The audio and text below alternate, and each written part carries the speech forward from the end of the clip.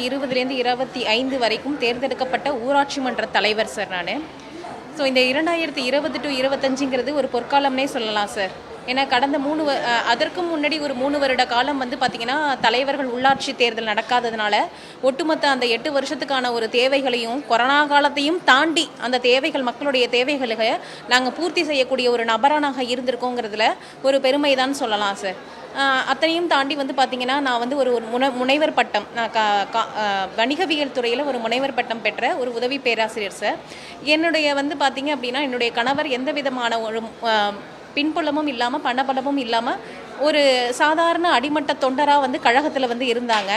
அந்த வகையில் லேடிஸ் வார்டுன்னு வரக்குள்ள என்னை முன்னிறுத்தி நான் பார்க்கணும் அப்படின்னு நினச்சாங்க. என்கிட்ட வந்து பார்த்திங்க அப்படின்னா கேட்டாங்க, என்னை வந்து வற்புறுத்தலை என்னை கேட்டாங்க, நீ வந்து நிற்கிறதுக்கு ஆசைப்படுறியா, உன்னுடைய வந்து பார்த்திங்க உன்னுடைய ஃபீல்டு வேறு இந்த ஃபீல்டு வேறு, ஸோ வந்து நீங்கள் வந்து விருப்பப்பட்டால் நீ நிற்கலாம் அப்படின்னு சொல்கிற பட்சத்தில் எனக்கும் வந்து பார்த்திங்கன்னா அதில் ஒரு ஆசை இருந்துச்சு சார். நம்ம வந்து பார்த்திங்கன்னா நம்ம ஆளுமை மிக்க ஒரு பெண்மணியாக நம்மளை